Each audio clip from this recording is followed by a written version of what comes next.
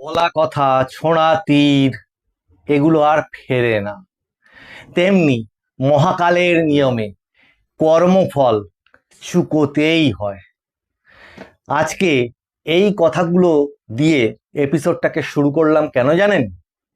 তার কারণ মানুষ এমন এমন কিছু কর্ম করে ফেলে এবং সেই তার কর্ম তাকে এমনভাবে ঘিরে ধরে, তা থেকে মানুষের আর কোথাও বেরোনোর উপায় থাকে না।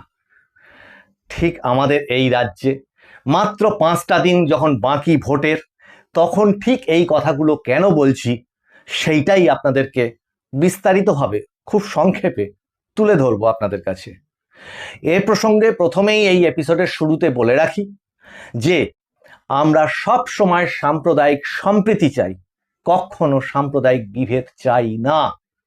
যার জন্যে অন্তত মানুষের ভাষার পিছনের সমস্ত এপিসোড যদি আপনারা দেখেন, সেখানে বারবার করে একটাই রব ধ্বনিত হয়েছে, সেটা হচ্ছে যে কোনো একটি সম্প্রদায়কে মানে যেন ঠকানো না হয়, কোনো সম্প্রদায়ের মধ্যে যেন বিভেদ তৈরি করা না হয়, তেমনি কোনো একটি সম্প্রদায়কে আর একটা সম্প্রদায়ের বিরুদ্ধে উস্কেও যেন না দেওয়া হয়।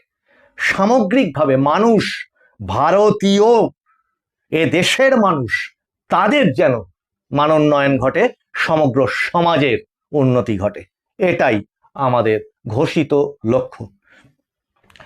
নমস্কার, মানুষের ভাষায় আপনাদের সকলকে স্বাগত। আমি প্রবীর রায়চৌধুরী আপনাদের সাথে। মমতা বন্দ্যোপাধ্যায় তৃণমূল কংগ্রেসের নেত্রী, তিনি এমন একটা কাজ করে বসে আছেন, আর কোনোদিনই তিনি সেইটা না তার থেকে না তার দলের গায়ের থেকে আর তুলতে পারবেন না। সেটা এমন একটা বিষয় বলা যায়, মনস্তত্ত্ব বলা যায়, বা সবচেয়ে বড় কথা হচ্ছে কর্মফল। সেটা হচ্ছে তিনি যেন কবে ধীরে ধীরে ধীরে ধীরে, একদিনে না, যেখানে সামগ্রিকভাবে সেই বাম আমলের যখন পতন ঘটে 2011 সাল, এবং সেই 2011 সালের দিকে যদি আপনারা তাকান, তখন কিন্তু পুরো বাংলার রাজনীতিতে মেরুকরণ বলে কোনো বিষয় এইভাবে চাগাত দিয়ে ওঠেনি। তখন ভোট হয়েছিল বাম বিরোধী একটা ভোট, বাম ফ্রন্টকে দেব না একটা ভোট, যেটা আমি এর আগের এপিসোডে বলেছি, নো ভোট, না না ভোট, না আলোড়িত হয়েছিল যে আর যাকে খুশিতি কলা গাছকে দেব, কিন্তু বামফ্রন্টকে দেব না। তার সেই সুযোগ ধরে ওনার ক্ষমতায় আসা, আর ক্ষমতায় এসেই তিনি যেটা করলেন, প্রথমত পুরো প্রশাসন যন্ত্র, পুলিশ যন্ত্রকে তো ওনার বাড়ির কর্মচারীর মতো করে ব্যবহার করে ফেললেন এবং করায়ত্ত করলেন। আগের এপিসোডেই বলেছি যে কত ভালো ভালো অফিসার, কত ভালো ভালো পুলিশ, কত কষ্ট করে বাবা মায়ের ছাত্র যে জীবন থেকে বাবা মাও কত কষ্ট করে police service commission, UPSC, WBCS, কত রকম কঠিন কঠিন পরীক্ষা দিয়ে, কঠিন কঠিন ইন্টারভিউ দিয়ে তারা সেই চাকরিটা পান। একটু সম্মানের চাকরি করবেন, বাবা মা ভাবে আমার ছেলে বা আমার মেয়ে আইপিএস হয়েছে, আমার ছেলে বা আমার মেয়ে আইএএস হয়েছে, ডিএম হয়েছে, এসডিও হয়েছে। পরিবারের মানুষজন শুধু ভাবে তাই না, সেই মানুষটিও ভাবে আমি এটা হতে পেরেছি, তার সেটা আত্ম অনুভব, গর্ব। কিন্তু তাদেরকে কিভাবে ব্যবহার করেছেন একটি রাজ্যের মুখ্যমন্ত্রী, যেন বাড়িতে খুব ঘৃণ্য প্রথা, যেটা যে কোনো বাড়িতে যারা পরিচারিকা থাকেন বা কাজ করেন যারা, তাদেরকে অনেকেই তুচ্ছতাচ্ছিল্য করেন, ঘৃণাবশত নানান রকম ভাবে সেই যেন মধ্যযুগীয় দাস প্রথার মতো ব্যবহার করেন, আচরণ করেন। এই পুরো প্রশাসনটাকে উনি ভেবেছিলেন ওনার হাতের মুঠোর মধ্যেকার ওনার চাকর, যাদেরকে উনি বলতেন, এই আইপিএসটা কোথায় গেল, এই ডিএমটা কই, এই আমার ডিজিটা এদিকে এসো তো, এই জায়গা নিয়ে গেছিলেন। এবং কত বড় অপমান, কত বড় যন্ত্রণা সহ্য করে এই প্রশাসন ওনার দাবিদারি করে গেছেন, যাকে আজকে ওনারা হুমকি দিচ্ছেন, এই আমরাই কিন্তু আসবো, খুব সাবধান, যাই করে নাও না কেন, ওরা যা বলে বলুক, ওদের কথা শুনো না। কত বড় নির্লজ্জ, কত বড় নির্লজ্জ! তিনি নাকি একজন নাট্যকার, তিনি নাকি সমাজের বুদ্ধিসম্পন্ন একজন মানুষজন। আমি নাম করছি না, আমি কাউকেই ব্যক্তিগতভাবে ডিরেক্টলি কারোর কুৎসা করি না, কিন্তু সেই কোনো বক্তব্য, কোনো মানুষের বক্তব্য যদি গোটা সমাজে প্রভাব বিস্তার করে তখন তো তাকে ছুতেই হয়। কোন একটি রাজনৈতিক দলের পক্ষে এটা বলা সম্ভব যে আমরাই আসবো, খুব সাবধান, ট্রান্সফার হতে হবে, আগামী দিনে তো রিটায়ারমেন্ট রয়েছে, সেগুলো ভেবে কাজ করবেন? তার মানে কি? তার মানে তোমরা বুঝতেই পারছো তোমার পাশে ওরা নেই। আর যাই হোক, এই এপিসোডের আলোচনার বিষয়বস্তু এটা না, একটু অপ্রাসঙ্গিক বলে ফেলেছি হয়তো, 1-2 মিনিট মাফ করবেন। কিন্তু যেটা বলছিলাম, একটা জিনিস উনি আর কোনোদিন তুলতে পারবেন না, ওনার দল থেকেও তুলতে পারবেন না। তার কারণ কি? উনি তো বলেন ওনার দলে উনিই শেষ কথা, উনিই সবকিছু। অ্যাকচুয়ালি তাই। 2011 সালে উনি যখন এসেছিলেন, মানুষ কি চিনত? কি টিএমসি, কি জোড়াফুল, ওসব কিছু চিনত না। মানুষ চিনত মমতা, এই নামটা চিনত। তার কি মূল্য যে তিনি দিয়েছেন সেটা তো এখন মানুষ বুঝতে পারছে। ফলত উনি যে কাজটা করেছেন, বলছি বারবার করে, ওনার কাজ কর্ম, সমস্ত রকমের কর্মকাণ্ড, ওনার বলা কথা, ওনার আচরণ দিয়ে উনি প্রমাণ করে দিয়েছেন যে উনি কট্টর হিন্দু বিরোধী। ওনার দল ওনার কথায় পরিচালিত হয়, কাজে ওনার দলটিও কট্টরভাবে হিন্দুদের বিরোধী, হিন্দু অস্তিত্বের বিরোধী। এবার কিছু নাস্তিক সমাজের মানুষ থাকেনি সব সময় আলোচনার বিষয়বস্তুতে, সব শেষে গিয়ে দেখেন ওই আমি বলেছিলাম যে 34 বছরের আগের বেশ কয়েকটা এপিসোড করেছিলাম যে বাম জমানার অভিশাপগুলো কি। বাম জমানার অভিশাপগুলোর মধ্যে অনেক কিছু পড়ে, অনেক বুক ফুলিয়ে ঘুরে বেড়ানো কমরেড আমি কিচ্ছু মানি না, বাড়িতে যখন পাশের বাড়িতে যখন কালী পুজোতে নেমন্তন্ন খেতে গেছে, অন্ধকারে দাঁড়িয়ে একটুখানি এরকম করে নমস্কার করেছে। আমাদের যে এইটা যে সেলাম মুদ্রা, সেলাম করার ভঙ্গি, সেই সুলতানি আমল, মুঘল আমল থেকে এই সেলাম করার অভ্যাস, সেইটা কিন্তু বাঙালিদের মধ্যে এরকম এসে গেছে। অন্য কোনো স্টেটে এইভাবে দেখাতে পারবেন না আপনি। এই হচ্ছে প্রণাম মুদ্রা, কিন্তু হাত বন্ধ, বাঁ হাতটা বন্ধ, কি ডান হাতটা কিছু ধরে আছি, বাঁ হাত দিয়ে এরকম করে দিলাম। কেউ কেউ আবার জিভে ঠেকিয়েও আবার করেন, যাকে সেটা যেভাবে মোটকথা শ্রদ্ধা প্রকাশ করেন। কিন্তু এটা ছেড়ে দিন, এটা তো আচার আচরণের কথা, আমাকে মাফ করবেন যদি কাউকে আঘাত করে থাকি, স্বনির্বন্ধ ক্ষমা চাইছি তার জন্য। কিন্তু আসল জায়গাটা কোথায়? ওই বলেছিলাম গীতা বাঙালিদের কি কাজে লাগে এখন? যদি পরিবারের কেউ মারা যায়, আত্মীয় স্বজনদের মধ্যে, পরিচিতদের মধ্যে, দশকর্মা দোকান থেকে একটা গীতা এনে তার বুকে দিতে হয় শ্মশান যাত্রা করবার জন্য। এই ক্ষতিগুলো হয়েছে। এটা মানি না, ওটা মানি না, সেটা মানি না, কিছুই মানি না। সব শেষে যখন বিপদে পড়ি, হসপিটালে যখন কোনো একজন মানুষ, আত্মীয় স্বজন যখন হসপিটালে ওটিতে ঢুকে থাকে, তখন দেখছি নাস্তিক মানুষ বাথরুমের পাশে দাঁড়িয়ে ভগবানকে ডাকছে। এই হয়েছে, আদা খেঁচড়া একটা জিনিস হয়ে দাঁড়িয়ে আছে, যাকে বলা হয় বকচ্ছপ। একটা বকচ্ছপ সমাজ উপহার দিয়েছিল ওই বাম গভর্নমেন্ট। প্রাথমিক থেকে ইংরেজিটাকে তুলে দেওয়া, দিয়ে পঙ্গু করে দাও, ইংরেজি যাতে শিখতে না পারে, বড় হয়ে যাতে ভালো করে অ্যাপ্লিকেশন লিখতে না পারে, মানে পঙ্গু করে দাও তাদেরকে, জাতি হিসেবে পিছিয়ে দাও। কম্পিউটারের বিরোধিতা করা শিখো না, ওসব শিখতে শিখতে বাঙালি পিছিয়ে গেল, অন্যরা এগিয়ে গেল, অন্যান্য রাজ্যগুলো সব এগিয়ে গেল। এইসব অসাধারণ অসাধারণ কর্মকাণ্ড সমস্ত বললে এখানে টাইম অনেক লেগে যাবে। কিন্তু উগ্র হিন্দু বিরোধিতা, এই উগ্র হিন্দু বিরোধিতা আজকে কার সৃষ্টি? এই রাজ্যের এই আর মাত্র কদিন আছেন, নামটা বলতে হবে, কেয়ারটেকার মুখ্যমন্ত্রী মমতা বন্দ্যোপাধ্যায়, তার তৃণমূল নেত্রী মমতা বন্দ্যোপাধ্যায় সৃষ্টি।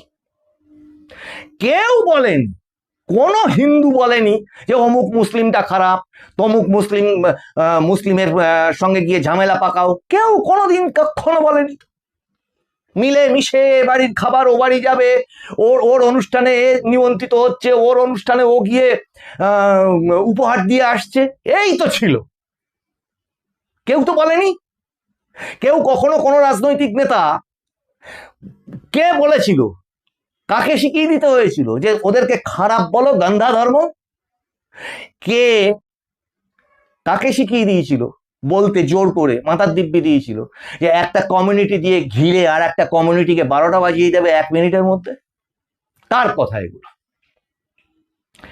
রেড রোডে গিয়ে নামাজ পড়া, যেটা মুসলিম ধর্মে বিশ্বাসী যারা, তারা পর্যন্ত, আমার প্রচুর সংখ্যালঘু বন্ধু আছে, মানে এমন এমন মানুষ আছেন যাকে আমি ব্যক্তিগতভাবে আমার বহু আত্মীয় স্বজনের থেকে বেশি শ্রদ্ধা করি, প্রচুর মানুষ আছে, তারা পর্যন্ত বলেছেন না আমাদের ধর্মে এরকম নেই। ওই নামাজের সময় গিয়ে রাজনৈতিক বক্তৃতা দেওয়া, নামাজের সময় এই সমস্ত করা, এগুলো নেই। শবে বরাতের সময় ওইভাবে ওই সমস্তগুলো করা নেই। কাজে তিনি তাদেরকেও অপমান করলেন। তা সে যা করেছেন করেছেন, তারাও মেনে নিয়েছেন এতদিন ধরে, কি করা যাবে। ইদানিং তারাও সেটা বুঝতে পারছে, তাদের বঞ্চনাগুলো, সেটা আলাদা প্রসঙ্গ, অন্য এপিসোডে অলরেডি আমি বেশ কয়েকবার আলোচনা করেছি যে তাদের অগ্রগতিটা উনি ঘটাননি, ওদেরকে চিট করেছেন। দিনের পর দিন ধরে ওই 30%কে বলে বেরিয়েছেন যে বিজেপি আসছে, বিজেপি আসছে, ভয় আতঙ্ক। অথচ কি বিধাতার নিয়ম দেখুন, এই রাজ্য থেকে লক্ষ লক্ষ শিক্ষিত এবং শ্রমিক, পরিযায়ী শ্রমিক, তারা কি করেছে? গুজরাট, ওদিকে আপনার দিল্লি, দক্ষিণ ভারত, মধ্যপ্রদেশ, উত্তরপ্রদেশে পর্যন্ত পরিযায়ী শ্রমিক হয়ে চলে গেছে। কারা? সংখ্যালঘুরা। সেখান থেকে উপার্জন করে এখানে তারা পরিবারের পয়সা পাঠাচ্ছে। কোন কোন রাজ্য? বিজেপি শাসিত রাজ্য, 21টা রাজ্য বিজেপি শাসিত, সেখানে মুসলিম নেই? সেখানে মুসলিমকে কি মানে হিন্দুকে 10 কেজি চাল দেওয়া হয় আর মুসলিমকে 5 কেজি চাল দেওয়া হয় নাকি? এই রাজ্যেও হয়, যেটাকে উনি নিজের যোজনা বলেন। না, ওটা ইউপিএ 2 এর সময়কার যোজনা, খাদ্য সুরক্ষা যোজনা, মনমোহন সিং গভর্নমেন্ট, কংগ্রেসের আমলে। পরবর্তীকালে সেই যোজনা যখন বাস্তবে রূপায়িত হচ্ছিল না, তখন 2014 সালের আরো এগিয়ে গিয়ে সেই যোজনা, খাদ্য সুরক্ষা যোজনা, এই ডিজিটাল রেশন কার্ড, এই রেশন কার্ডের যে ভাগ, ওই যে অন্তর্দায় থেকে শুরু করে যাদের আর্থিক ক্ষমতা বেশি, এই যে বিভিন্ন রকমের রেশন কার্ডের ভাগ, সেই সমস্ত, তারপরে এক ছিটে ওনার কোনো ভূমিকা নেই সেখানে। এবং সবচেয়ে বড় ভূমিকা যদি বলতে হয় তারপরে, সেটা হচ্ছে ফ্রি রেশন, যেটা কোভিডের সময় থেকে চালু করেছেন, সেটা বিজেপির নরেন্দ্র মোদী প্রধানমন্ত্রী। অস্বীকার করার কিছু নেই, মোদীকে আপনি যত খুশি গালাগাল দিন, কিন্তু এটা বাস্তব, তো তথ্য কাটুন। হাতে তো ফোন রয়েছে, গান শোনার জন্য, সিনেমা দেখার জন্য, যেমন এগুলো একটু টাইপ করে দেখুন না।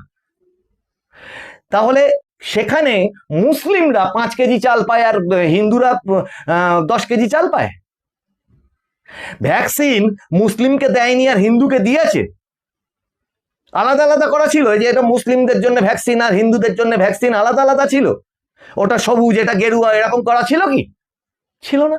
তেমনি প্রত্যেকটা যোজনা যদি দেখেন, সৌরঘর যোজনা, যেগুলো এখানে চালু করতে দেয়নি, আপনার ওইদিকে বিশ্বকর্মা যোজনা এখানে চালু করতে দেয়নি। হকার, অন্যান্য রাজ্যে গিয়ে দেখুন তো, যারা হকারি বা ছোট ব্যবসা করেন, তাদের জন্য কি যোজনাটা আলাদা? মুসলিমদের আলাদা, হিন্দুদের আলাদা? কোনোটাতে নেই। যার জন্যে সবকা সাথ সবকা বিকাশ উনি বলেছেন এবং করে দেখিয়েছেন। আচ্ছা, ভালো কথা, আমি বলতে পারেন যে আমি বিজেপির প্রচার করছি, কিন্তু এটা কি অস্বীকার করা যাবে যে দিনের পর দিন হিন্দু ধর্মকে নিয়ে আবল তাবল কথা বলা, হিন্দু পিতৃপক্ষে কি বলে ওটাকে, দুর্গাপুজোর ফিতে কাটা, যেটাকে আমরা শ্রাদ্ধ পক্ষ বলি, পিতৃপক্ষ, শ্রাদ্ধ পক্ষ, তর্পণটা কেন করা হয়? পিতৃপুরুষের উদ্দেশ্যে তর্পণ করা হয়, শ্রদ্ধা নিবেদন করা হয়। সে আপনি জপ, তিল, কেশে ছাড়াও করতে পারেন, হাতে শুধু জল নিয়েও মৃত বাবা মা পিতৃপুরুষের প্রতি শ্রদ্ধা নিবেদন করা যায়, কিন্তু ওই পক্ষটাকে বলা হয় অশুভ পক্ষ, বা অশুভ কোনো জিনিসই না, মানে শ্রাদ্ধ পক্ষ, অশৌচ পক্ষ, এই ধরনের নাম বিভিন্ন জায়গায় বিভিন্ন চালু আছে। সেইখানে গিয়ে ফিতে কাটেন, সরস্বতী পুজোর মন্ত্র, দুর্গা পুজোর চণ্ডীপাঠ, যা সন্ধ্যার পরে করতে নেই, যা যদি সন্ধ্যার পরে কোনো একটি অংশ পাঠ করতে হয়, ত্রিসূক্ত পাঠ করতে হয়, সেখানে এত নিয়ম মেনে তারপর চণ্ডীপাঠটা করতে হয়, সেটা আলাদা কথা, যারা একদম শাস্ত্র ওইভাবে মানেন। কিন্তু যা খুশি নিয়ে যা খুশি তাই করা যায়, যায় কি? কাজেই এই সমস্ত কাজকর্মের মধ্যে দিয়ে আর ওই লেটেস্ট যেটা বলেছেন সেটাই ওনার হচ্ছে মনোভাব, উনি দেখিয়ে দিয়েছেন। আর রিসেন্ট একদম ওই ভোটের পরে আমরা এই চ্যানেলে দেখিয়েছি যেভাবে উনি ঠাকুরের মাথায় ফুল ছুঁড়ে দেন, মালা ছুঁড়ে দেন, সেটা ওনার পদ্ধতি হতে পারে, ওনার ঈশ্বরকে শ্রদ্ধা জানানোর পদ্ধতি। কিন্তু মানুষ এটা ভুলে যাচ্ছেন কেন? যে 30% মুসলিমকে কেউ অবজ্ঞা করতে চায় না, এটা যেমন ঠিক, 70% তারা আজকে অস্তিত্বের সংকটে ভুগছে। যে মানুষটা বিজেপিকে দাঙ্গাবাজ দাঙ্গাবাজ দাঙ্গাবাজ বলে বেড়ালো, কমিউনিটি রুলস মেনেই বলছি, এটা ঐতিহাসিক তথ্য হিসেবে ব্যবহার করছি এখানে, যে বিজেপি দাঙ্গাবাজ, বিজেপি দাঙ্গাবাজ, বিজেপি দাঙ্গাবাজ। আর সেই মানুষটার রাজ্যে কি হয়ে গেল? বসিরহাট দাঙ্গা, ধুলাগড় দাঙ্গা, তারপরে কি বলে ওটাকে, এনআরসি মানে সিএএ, খাগড়াহাট, মোতাবাড়ি, কালিয়াচক না ইসলাম কি বলে ওটাকে, মালদা, মুর্শিদাবাদ, নাম তো গুণে শেষ করা যাচ্ছে না। এবং সেটা এক জায়গায় হয়নি, কখনো হাওড়ায়, কখনো উত্তরবঙ্গে, কখনো মালদাতে, কখনো মুর্শিদাবাদে, কখনো দক্ষিণবঙ্গে। এতগুলো গুনুন তো ওনার আমলে কটা হয়েছে? কেন হয়েছে? তাহলে দাঙ্গাবাজটা কে? তাহলে সাম্প্রদায়িকটা কে? সংখ্যালঘু বন্ধুদের, সমস্ত সংখ্যালঘু মানে তো মানে মুসলিম, খ্রিস্টান, পার্সি, সবাইকে বোঝায়। কিন্তু মুসলিম সম্প্রদায়ের মানুষজন ভেবে দেখুন তো ওনার অনাচারগুলো। কে বলেছিল হিন্দুদের সাথে এইভাবে বৈরিতা তৈরি করতে ওনাকে? কিন্তু আজ আর কিচ্ছু করার নেই, এই 5 দিনে আর কিচ্ছু পাল্টাবে না, আর কিচ্ছু পাল্টাবে না। মানুষ চিহ্নিত করে দিয়েছে ওটা হচ্ছে মুসলিম লীগের থেকেও বেশি কট্টরপন্থী মৌলবাদী একটি হিন্দু বিরোধী দল। যে হিন্দু বিরোধী দল বাংলাদেশে যখন হিন্দুরা মরে তাদের এগেনস্টে একটা কথা বলে না, যে হিন্দু বিরোধী দল যখন মাল্লাতে অত বড় নৃশংস কাণ্ড হয়ে যায় একটা কথা বলে না, উল্টে সেটার পিছনে আবার নানান রকম রাজনৈতিক পার্সপেক্টিভ তৈরি করবার চেষ্টা করে। অত সোজা না, মহাকাল অত সোজা না যে যেখানে একটা মহাকাল মন্দির তৈরি করে দিলাম আর মহাকালের কাছে আমার রেখে যাওয়া পিছনের কর্মফলগুলো সব ধুয়ে মুছে পাপ মানে সাফ হয়ে গেল। না না না না, এত সহজ না। তাহলে পৃথিবী, সূর্য, চন্দ্র কিছু ঘুরতই না। দুর্গা মণ্ডপ সেটা তৈরি করে দিলেই মানে একটা খুব বড় হিন্দুদের বিশ্বাস অর্জন করে ফেললেন না, সেটা যে না সেটা প্রমাণ করে দিয়েছেন কোথার থেকে? ওই ধর্ণা মঞ্চ থেকে। যে ওনারা চান বলে নাকি টিকে আছে, যদি না মানে বলেন বা চান তাহলে একটা কমিউনিটিকে বললে ঘিরে ধরে আর একটা কমিউনিটির 12টা বাজিয়ে দেবে 1 মিনিটে। আচ্ছা, এই যে বড় ভুল করেছেন, এর থেকে সব যত কেলেঙ্কারি আছে, চুরি চামারি, বালি, কয়লা, খোয়া, এমনকি বাথরুমের ইট পর্যন্ত বোধহয় চুরি করে দিয়ে দিয়েছে, চাকরি বাকরি তো ছেড়েই দিন, কিচ্ছু বাদ রাখেনি। গাছের পাতা, ডাল, মগ ডাল সব চুরি করে শেষ পর্যন্ত জঙ্গল কেটে ফাঁক করে দিয়েছে উত্তরবঙ্গে। শেষে দেখছে শিকড় খুঁড়ে তুলে এবার সেটাও বেচে দিই। এই জায়গায় যখন রাজ্য এসে গেছে সেগুলো ছেড়েই দিন, বাদই দিন, ও সব মানুষ বুঝে গেছে। কিন্তু এবারের ভোটে হিসাব বড্ড ভুল হয়ে গেল। 30% বেশি নাকি 70% বেশি, এবারের ভোট কিন্তু এটাই। আগের ওপিনিয়ন পোল বলে একটা অনুষ্ঠান করেছিলাম, তাতে যে কথা বলেছিলাম সেই কথার সূত্র ধরে বলছি যে এটা আজকে প্রতিষ্ঠিত সত্য, এবং এই প্রতিষ্ঠিত সত্যর জন্যই আজকে মেজর পার্সেন্টেজ অফ মানে যে এই 70% মানুষ যারা অল্প অল্প ভোট দিতে বেরোতো ভয়ে ভয়ে, এবার আর সে ভয় নেই, কারণ মানুষ এবার মরিয়া। কোন নির্বাচন কমিশনের নিরাপত্তা করলো না করলো বয়ে গেল, কে তোমায় ভোট বাধা দিতে আসলো না আসলো মানুষ পাত্তাই দিচ্ছে না। মানুষ বন্যার জলের মতো বেরোবে, বেরিয়ে বুঝিয়ে দেবে যে ওই 70% ভোটের পরিণতি কি। কারণ ভোট তো ভোটের অংশে হিন্দু কতটা, মুসলিম কতটা, কতটা হিন্দু ভোট সিপিএম এর দিকে, কতটা হিন্দু ভোট তৃণমূলের দিকে, কতটা মুসলিম ভোট আইএসএফ এর দিকে, কতটা মুসলিম ভোট তৃণমূলের দিকে, সিপিএম এর দিকে, এগুলো হিসাব হয়।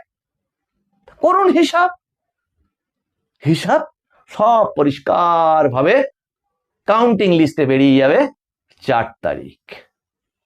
এপিসোডগুলো আপনাদের ভালো লাগলে আপনারা একটু লাইক, শেয়ার, কমেন্ট করুন, সাবস্ক্রাইব করুন, আপনারা হাত খুলে লিখুন আপনাদের মতামত। এই 5 দিন সামনে, এই 5 দিন বাঙালির মানে এই অন্ধকার যুগ থেকে মুক্তি পাওয়ার সময়, ভাবার সময়। এই বলে এই এপিসোডটা শেষ করছি। আপনাদের সঙ্গে দেখা হবে আবার সামনের এপিসোডে। আপনারা নজর রাখুন মানুষের ভাষার পর্দায়, মানুষের ভাষা সবার মনের কথা বলে। নমস্কার।